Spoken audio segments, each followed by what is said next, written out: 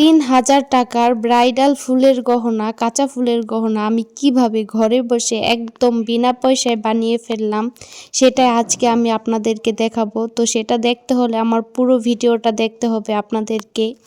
আর হ্যাঁ, অবশ্যই আমার ভিডিওটি যদি আপনাদের ভালো লেগে থাকে তাহলে আমার পেজটি ফলো করে আমার পাশে থাকবেন এইভাবে নতুন নতুন ভিডিও দেখার জন্য। তো ফুলের গহনা বানানোর জন্য প্রথমে আমি এখানে কতগুলো গাঁদা ফুল ছিঁড়ে এনেছি। এগুলো হচ্ছে আমাদের পাশের বাড়ি একটা গাছ থেকে ছিঁড়ে এনেছি। তো আর এই গুণগুলো দেখছেন এগুলো হচ্ছে আমাদের ঘরেই ছিল। আর এই সাদা সাদা ফুলগুলো দেখছেন এগুলো হচ্ছে পেঁপে ফুল। তো এই ফুলগুলো মানে গাঁদা ফুলগুলো আনার পরে ভাবছিলাম যে কিভাবে গহনা বানানো যায়, কিভাবে গহনা বানানো যায়। তো আমরা যেহেতু গ্রামে থাকি তো আমাদের পেঁপে গাছ আছে, তো পেঁপে গাছের দিকে তাকিয়ে দেখলাম অনেকগুলো ফুল হয়ে আছে। তো এমনিতেই মাথায় চলে আসলো যে পেঁপে ফুল দিয়েই কেননা গহনাটা বানানো যাক, দেখতে ভালোই লাগবে, তেমন একটা খারাপ লাগবে না। তো যেই ভাবা সেই কাজ, আমি পেঁপে ফুলগুলো ছিঁড়ে নিয়ে আসলাম আর এনে আমি সাথে সাথে গহনা বানানো শুরু করে দিয়েছি। আমি আজকে যে স্টাইলের গহনাটা বানাচ্ছি এটা ব্রাইডদের জন্য বানানো হয় গোলাপ দিয়ে, লাল গোলাপ অথবা অন্য কোনো কালার গোলাপ দিয়ে, আর সাথে হচ্ছে রজনীগন্ধা ফুল দিয়ে। তো আমি সেগুলো কোথায় পাবো, হুট করেই এই হলুদের প্রোগ্রামটা চলে আসছে, তো এই জন্যই আর কি এগুলো হচ্ছে আমার বোনদেরকে বানিয়ে দিচ্ছি। তো এই জন্য আমি মানে ওদেরকে বলছিলাম যে পাশের বাসার গাছ থেকে এই ফুল মানে গাঁদা ফুলগুলো ছিঁড়ে আনতে। তো আমি দেখতেছি কিভাবে বানানো যায়, তো সেটা এগুলো বাহিরে বসে বসে বলছিলাম আর বাহিরের মধ্যেই দেখলাম যে পেঁপে গাছের মধ্যে ফুল। তো সেটা দেখার পরে ভাবলাম যে এভাবে এভাবে বানাবো, তো সেভাবেই বানাচ্ছি।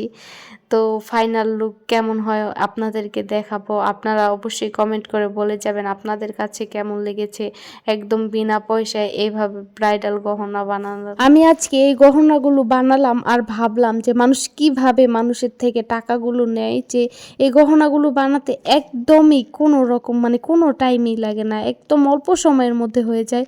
আর এই এক জোড়া কানের দুলের দাম 250 থেকে 300 টাকা করে নেয়। এই ফুল তো মানে এইভাবেই হয়ে থাকে, মানে ফুলের তো অত টাকা খরচ হয় না ওনাদের, তাও কেন এতগুলো টাকা নেয় আল্লাহই ভালো জানে। তো এইখানে দেখুন আমি হচ্ছে মানে হাতের বালা বানানোর জন্য ফুল দিয়ে, তো এখান থেকে কিছু অন্যরকম মানে থাকে না আগাছা থেকে কিছু ফুল তুলে নিচ্ছিলাম।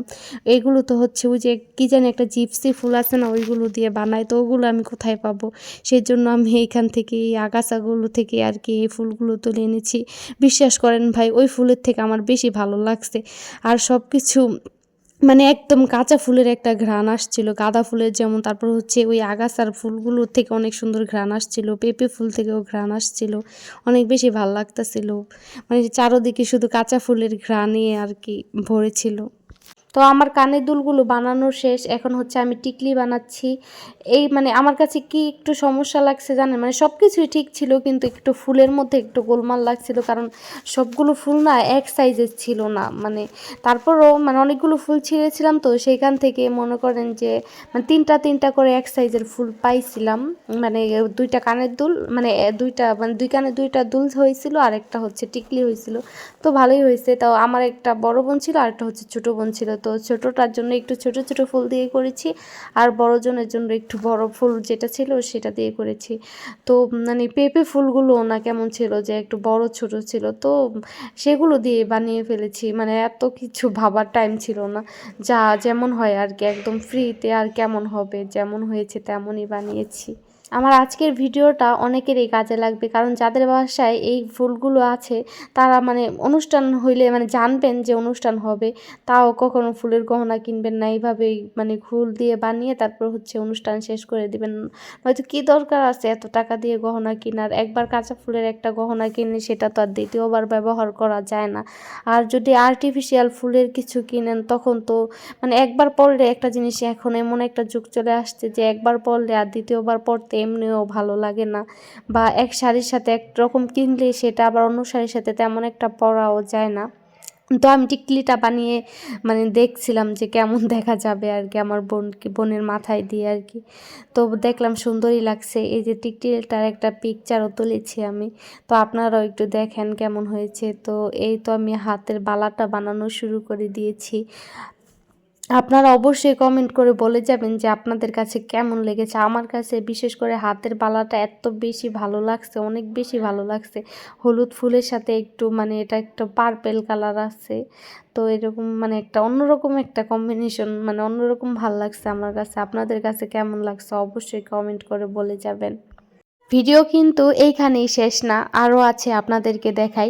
তো আমার বোনরা বাসায় যাওয়ার পরে মানে ওদেরকে আমার চাচাতো বোন জিজ্ঞেস করছিল যে ওরা কি পরবে, তখন ওরা বলছে যে মানে ঘরে আমার আম্মুর শাড়ি ছিল, একজন আম্মুর শাড়ি পরবে, আরেকজন হচ্ছে এমনিতেই হলুদের অনেক শাড়ি ছিল তো ওইখান থেকে একটা পরবে।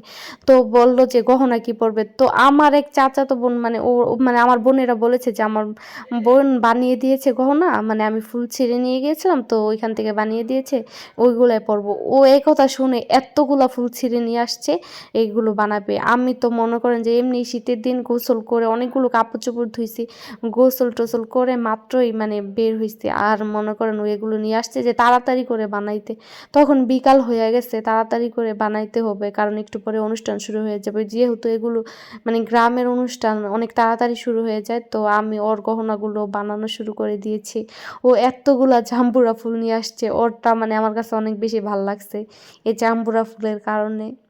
ওর গহনাটা মানে ওদের থেকে একদমই আলাদা হয়েছে।